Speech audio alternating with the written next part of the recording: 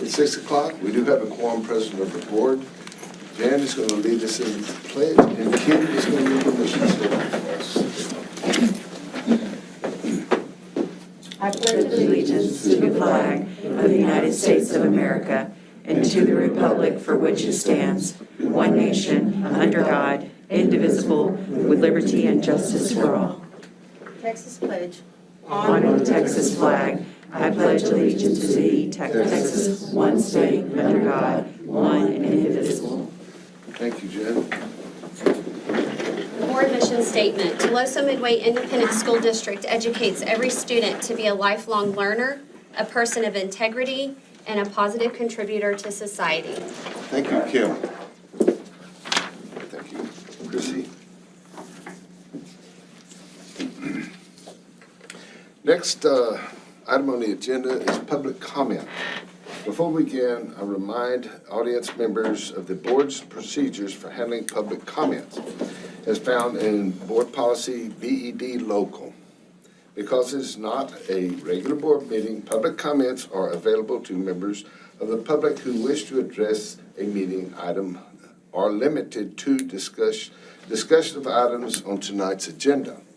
Anyone who wants to speak during public comment must sign up prior to the start of the meeting and list the agenda item subject they want to address. Each public comment will be allowed to a maximum of, let's say, 3 minutes, and to address the board. Any public testimony speaker who is speaking through a translator will receive up to 5 minutes to address the board. If you have signed up for an item not on tonight's agenda or speaking on a non-agenda item, you will be disqualified from speaking at tonight's meeting and may speak at the next regular board meeting at any time the subject is listed on a board meeting agenda. The public addressing tonight's agenda items allows all speakers who have signed up before the start of the meeting to address the board regarding an item on tonight's agenda. Please keep your comments or criticism civil and courteous. Please also avoid using profanity and refrain from making personal attacks on others during your opportunity to speak. Last, we ask that you not discuss students who are not your own child. Yelling, inappropriate, uncivil, or discriminatory comments will not be permitted. I also caution you that your public comments should not complain about individual school employees by name or position, or other than your own child, identify students pursuant to Texas Government Code 551.074, 551.0821, and 551.082. As presiding officer, I'm obligated to determine whether a person addressing the board has attempted to administratively resolve any complaints or grievance about which they address the board that involve district officers or employees. In the event your comment, in the judgment of the presiding officer, constitute a complaint or charge against an employee or officer, it may be necessary for me to interrupt you and ask you to stop and direct you to proceed with the school district formal grievance procedure or have the item heard in executive session depending upon the nature of the complaint. If a speaker is seeking board resolution of a specific complaint, that concern should be addressed through the district's grievance process, which can be found online and include policies DGB, FNG, and GF logos. Grievance forms can be obtained at any campus administration office or in the central administration office. Thank you. And our first speaker is Sylvia Henderson. Yes, Ms. Henderson. Yes, good afternoon. I just want to say hi to all of you, and I wanted to, first of all, ask transparency from all of you. We have heard so many things about everybody in the news, and I want to know what is going on, and I want to know the results of the TEA investigation, because, you know, we want to know why the superintendent was put on paid leave, And if it was his performance, we want to know his performance wasn't good. You know, he did this, he did the wrong thing. That's why we're planning to terminate him. And I will agree, if he did something wrong, terminate it. But I would like to know why. You know, I have been living over here for 11 years. I bought a house over here, which is a big investment. And I did my research. I have 3 kids that attended, one already graduated, TMISD, and the other 2 are still going to TMISD. One is in high school, one is in intermediate. And I wanted to know what is going on, because this school and Cal Allen are the ones, at that time, the best ones. And I just want to know if I did the wrong, you know, choice of picking TMISD to live over here in Annabelle, or is the news or the gossip is wrong. I want to know the truth. What's going on? What happened? Why is the superintendent and leave and pay leave? And, you know, basically, I want transparency. I'm a taxpayer. We all taxpayers. We want the truth. If you tell me he did something wrong, he's not supposed to, I agree. You know, I will agree with the old determination. But we need to know the truth. We want transparency from y'all. Everybody voted for y'all. So we want the truth and nothing but the truth. You cannot let the parents know that something's going on. We have to hear from the news, from third party, from neighbors of the stuff is going on. And it's like, we want to know what's going on in the school. That's all. Yes, ma'am. I will comment to that we can't make a comment on, you know, pending and ongoing investigations at this time. Thank you very much. Cindy Gonzalez. Good evening, everyone. My name is Cindy Gonzalez, and I would like to express my concerns regarding the ongoing issues pertaining to Dr. Fernandez. I understand that he was placed on administrative leave, and as a parent, I was never formally informed.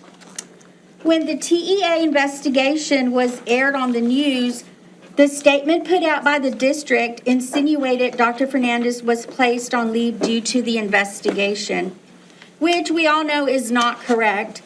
The TM Board of Trustees never clarified that incorrect statement. If you did, it wasn't well circulated. As a parent and a member of the community, we should be informed of the state of the district, the good, the bad, and the ugly. We deserve to know. As a parent and part of the community, most of the community, the TM community elected you to make decisions in the best interest of the district as a whole. However, less than a year after most of you interviewed, vetted, and determined that Dr. Fernandez was the person to take this district forward, rumor has it some of you on this board did not agree with his scrutiny of our district policies, grading procedures, guidelines, and saw no other option except to place him on leave. If this is not true, then what is the truth? I'm very disappointed with all the board members for not being transparent with this community. Transparency is key. Transparency is what our community deserves. If the board is not transparent, then it appears as if the board has something to hide. Most of you on this board hired Dr. Fernandez. Then most of you decided to place him on administrative leave. Moving forward, how are we as a community, as parents, supposed to trust your decisions? This district, my TM district, has wasted so much time and money on what feels or many feel are frivolous accusations towards Dr. Fernandez. You as a board have wasted taxpayer monies that could have been used for raises for our hardworking teachers and administrators. Instead, we are paying an interim superintendent to do a job that our assistant superintendent should be qualified to do. After all, you hired Dr. White, did you not?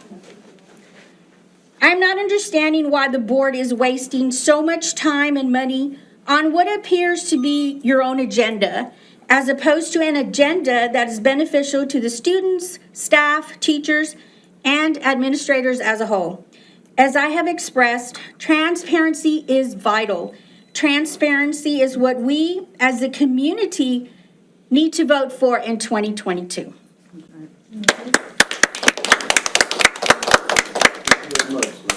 last person's comment, this is pending ongoing investigation. Results will be put out. Okay, thank you very much for your comments. The board will convene a closed meeting as authorized by Texas Open Meeting Act, Texas Government Code 551 for possible. Pursuant to Texas Government Code 551.07 for deliberation regarding the employment status of superintendent, possible resignation agreement with the superintendent, or possible proposed termination of superintendent employment contract.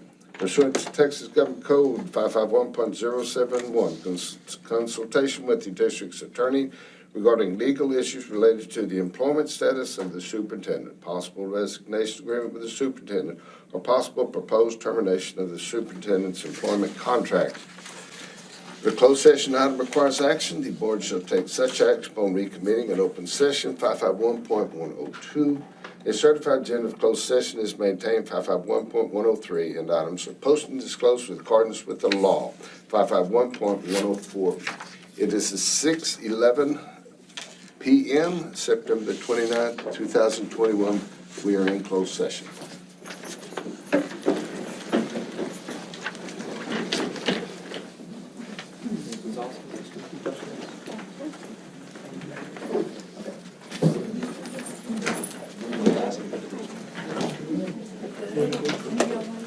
Give me 1 second to make sure everything's cut off.